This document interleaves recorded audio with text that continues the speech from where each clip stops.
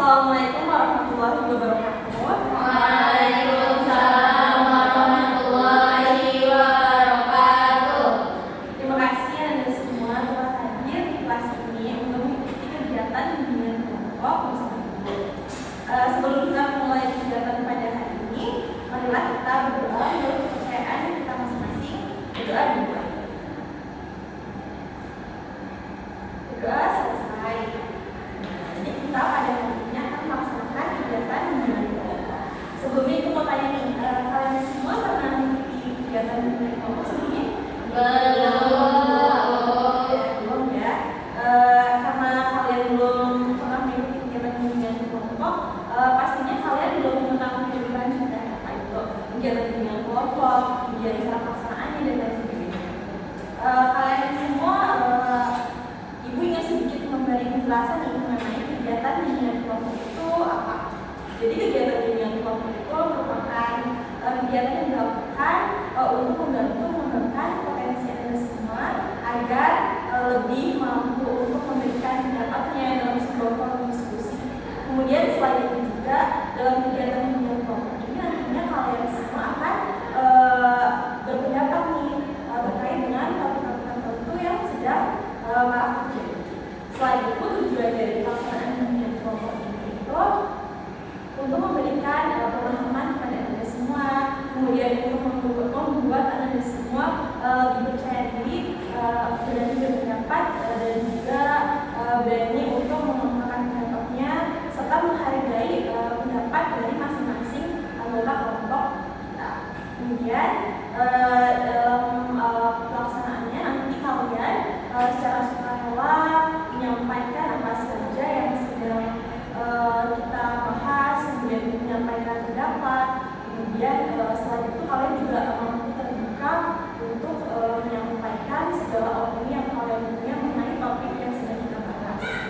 Dalam kegiatan ini nantinya kalian juga harus menghargai pendapat dari rekan anggota kelompok yang lain. Kemudian kalian juga harus aktif dalam kegiatan ini. Selain itu dalam kegiatan ini nantinya kalian juga harus menjaga kerahasiaan dari segala opini atau keterangan yang kalian terima dari anggota kelompok yang lain. Dalam pelaksanaannya nanti kalian secara bergantian menyampaikan topik yang sedang marak, kemudian menyampaikan segala pendapat mengenai topik yang nanti akan kita bahas. Sebelum kita melanjutkan kegiatan, karena belum saling mengenal, lebih baik kita mengenalkan diri kita masing-masing. Apakah Anda semua sudah mengetahui namanya siapa? Belum. Karena belum, Ibu izin memperkenalkan diri. Nama Ibu Ardhasati, bisa dipanggil Bu.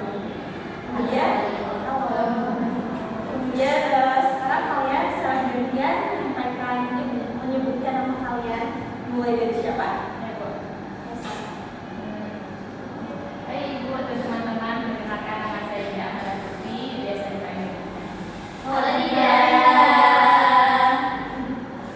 Ya, silakan. Halo teman-teman semua. Halo. Perkenalkan saya Hana Nawazia, biasa dipanggil Ira atau Khaira. Ira. Hai Bu. Ya. Perkenalkan nama saya Nanda Samburi, biasa dipanggil Cio. Halo. Ya. Ya, silakan. Baik, halo teman-teman semua. Perkenalkan nama saya Nurhadita, biasa saya dipanggil Adita. Teman-teman bisa panggil saya. Halo. Hai teman-teman semuanya. Hai. Perkenalkan nama saya Firman Kamala, bisa dipanggil Masya.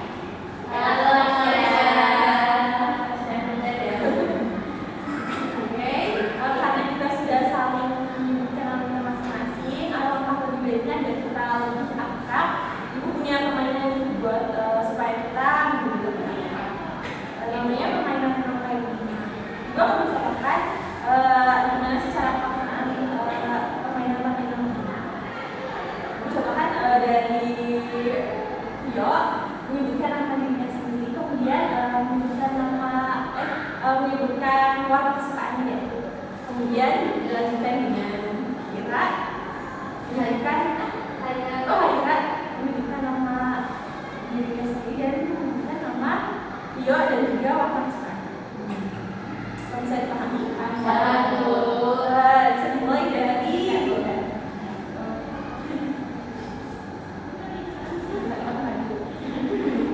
warna kesukaan.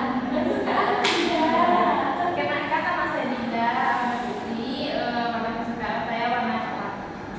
Oke, Dinda coklat, Atika abu-abu. Dinda coklat, Atika abu-abu. Marsha doket. Dinda coklat, Atika abu-abu, Marsha doket, Haira hijau. Wah, saya lupa buat. Dinda coklat, Atika warna abu-abu, Marsha warna doket, dan Haira warna hijau. Tio warna oranye. Oke, sekarang dari ibu ya.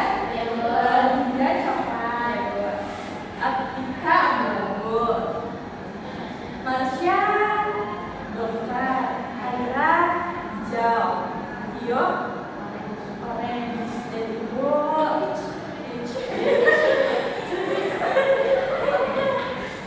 Oke, karena kita sudah saling akrab ya dari permainan yang sudah dilakukan, selanjutnya nih, kita balik lagi ke topik yang akan kita bahas. Jadi dalam topik, maksud gue dalam topik ini ada topik bebas dan juga topik tugas. Dalam kegiatan kita pada hari ini yang akan kita bahas hari ini topik bebas. Dimana nanti kalian akan menunjukkan topik yang ingin kalian bahas dan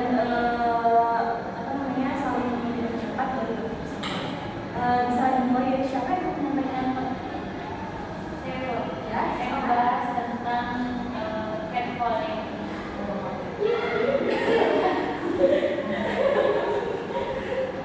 Siapa lagi? Atika?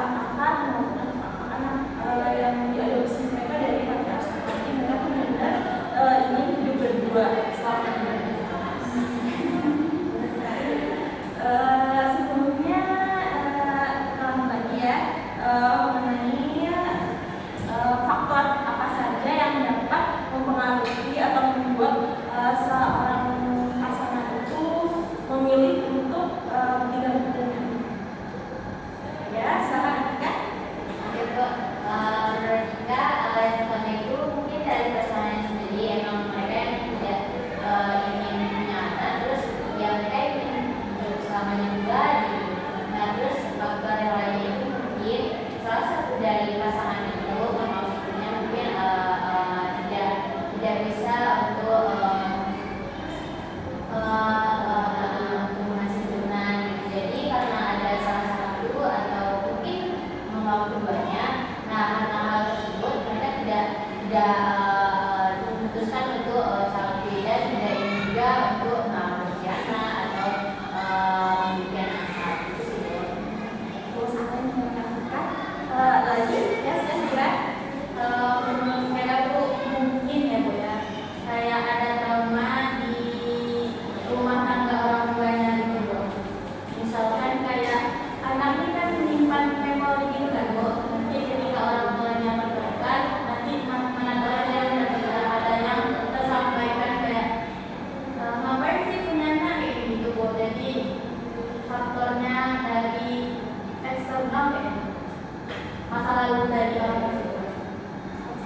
disampaikan kita silakan. Menurut saya mungkin dari mindset dua orang pasangan suami istri itu Bu. Mungkin mereka saja menganggap kalau punya anak itu beban atau menyusahkan.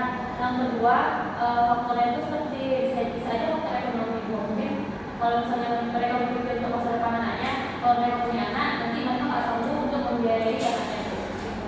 Pas sekali disampaikan dengan video silakan mungkin. Baik Ibu dan teman-teman, dia setuju sekali pendapat teman-teman Dinda, sangat bagus. Sedikit cerita, Ibu Dinda pernah menonton film, mungkin maaf lupa judulnya Bu, faktor orang kecil muda. Mungkin dari pihak perempuannya takut untuk melahirkan dari satu mereka meninggal. Tahu Ya Ibu. Biasanya juga ada itu Bu ya kayak video dari TikTok kan saya lihat ya Bu, ada salah seorang, kalau dibilang dia artis Bu, kalau dibilang dia nggak berkecukupan, dia berkecukupan Bu, tapi kayak ada dia sempat mengatakan kayak kalau punya anak tuh untuk bagi perempuan tuh cepat tua lah, tidak terurus lah gitu Bu. pas kalian disampaikan oleh Anda semua terkait faktor kenapa sih seorang pasangan itu atau seorang apa namanya suami istri itu tidak mungkin memiliki anak di dalam rumah tangga mereka. Ada dua faktor, yang pertama itu faktor internal dan juga eksternal. Yang pertama itu faktor internal seperti adanya yang disampaikan oleh Anda, adanya ketakutan di dalam dirinya di saat dia melahirkan pasti akan merasa sakit atau yang meninggal, kemudian yang disampaikan oleh Haira terkait dengan ketakutan akan perubahan fisik yang dialami oleh istri tersebut, kayak misalkan jadi gendut atau jadi apa ya, perubahan fisik yang membuat diri itu jadi tidak memiliki anak. Kemudian faktor eksternal itu bisa jadi karena adanya apa ya, adanya faktor seperti ekonomi, kemudian adanya faktor dari dia melihat mungkin saja ada teman mereka yang tidak memiliki anak itu memiliki anak dalam situasi yang tidak baik ketika mereka mengurus anak mereka. Jadi mereka itu memiliki ketakutan akan hal tersebut.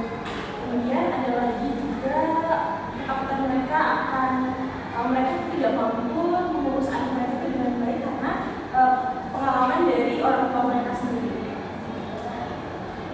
Kemudian dari pembahasan kita terkait dengan kematian dan juga faktor, gimana sih respon kalian ketika di sekeliling kalian atau di lingkungan terdekat kalian itu memutuskan untuk child free? Cara kalian menanggapi ini gimana? Kalau Dinda kalau menanggapi itu, Dinda menghargai keputusan sepasangnya kalau istri itu, karena kita kan juga nggak tahu apa faktor yang membuat mereka seperti itu. Ada lagi yang mau berkata? Ya, silakan. Bisa saja untuk kita ngasih apa ya pendapat kita. Pendapat kita tuh bertentangan dengan keputusan mereka. Kita tahu nih faktor penyebab dia tidak mau menikah itu apa. Jadi karena kita tahu, terus sebaiknya bagaimana. Jadi sebenarnya dari faktor tersebut itu, jadi sebenarnya bisa loh punya anak karena gangguan atau pikiran dia aja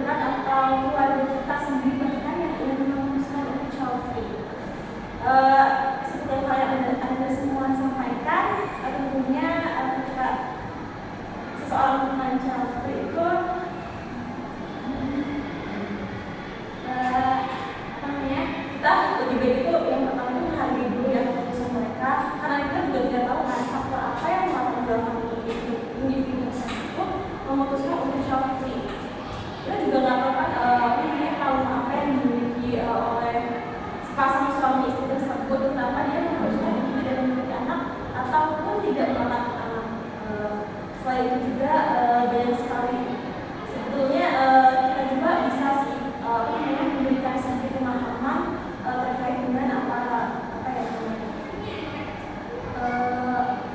pemahaman bahwa memiliki anak itu tidak semenakutkan yang mereka pikirkan gitu. Sebelum kita melanjutkan pembahasan kita lebih lanjut, kita punya sedikit permainan lagi nih. Yang ini permainan sambung kata. Jadi ada yang udah tahu permainan sambung kata itu apa? Belum. Jadi Bang, contohkan dulu ya.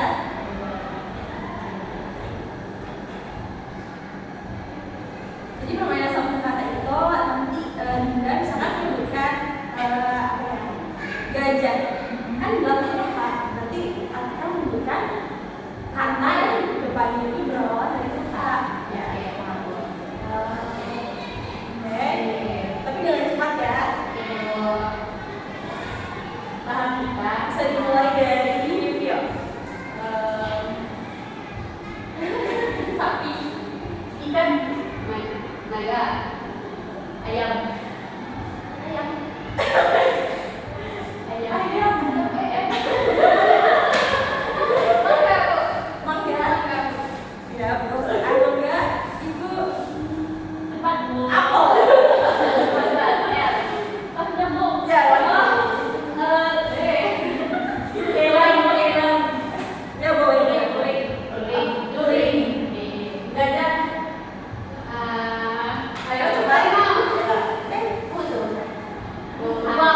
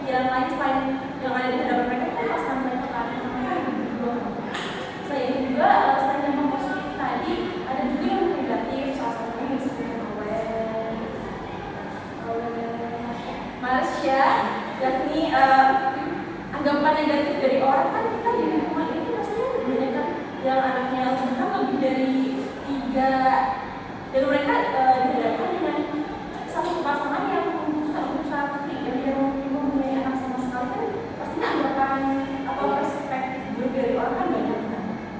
Selain itu juga perasaan kesepian di masa tua mereka ketika misalkan lebaran ya ada tetangga mereka yang dikunjungi anak mereka sedangkan mereka hanya hidup berdua.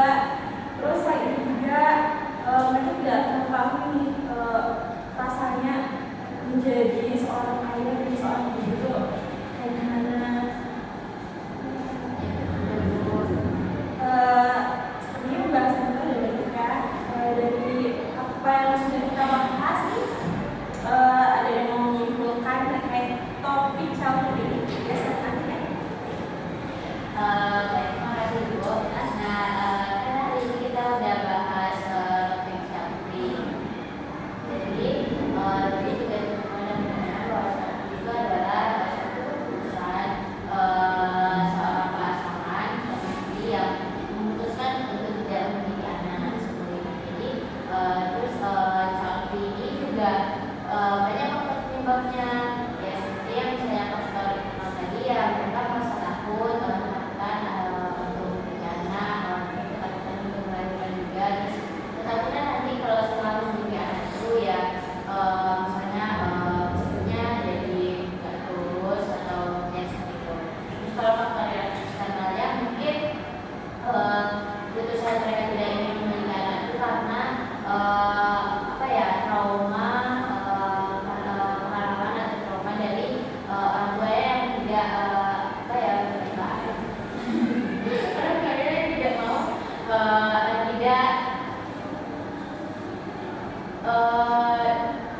tidak berhasil menjadi seorang orang tua. Jadi karena ada trauma tersebut dia tidak ingin menjadi orang tua gitu Bu. Nah terus cara menyikapinya ya kita juga sebagai orang yang tahu mereka memiliki istri ya kita menghargai keputusan mereka tersebut. Nah terus kalau misalnya kita tahu penyebabnya dan mungkin karena menikahnya ya kita mengingatkan dan kasih tahu. Terus kemudian juga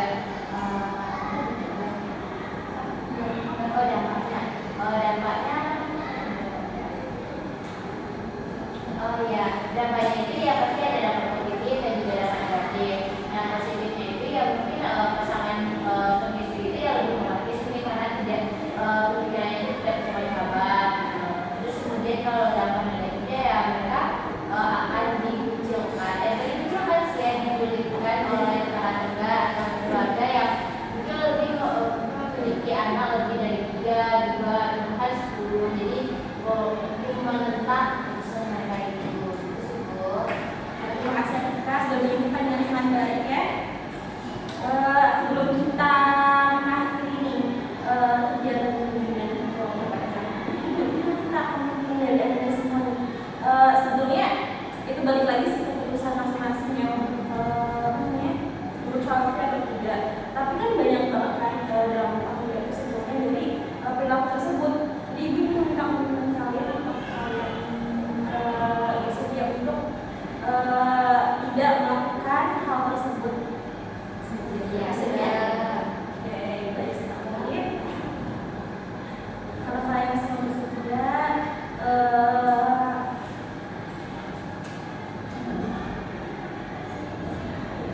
sebelum kita tutup ya, ibu ingin meminta